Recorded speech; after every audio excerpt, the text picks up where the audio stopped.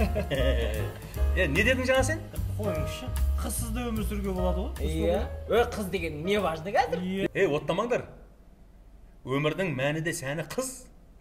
Қыз өмірдің гүлі. Бірақ гүлдің өзі екі түрлі болады да. Қандай? Мысалы, бір гүлдер болады, олар цветочникте тұрады. Букеттің ішінде. Әдемі. Көздің жауын алады. Искегің кеп тұрады ана гүлді.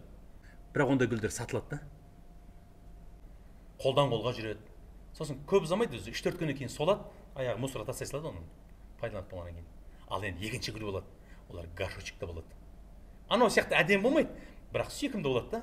Үйіңде тұрса, таза ауа бөледі жаңағыдай. Оны сосын көбейтіп отырғызуға болады. Көбейеді ол.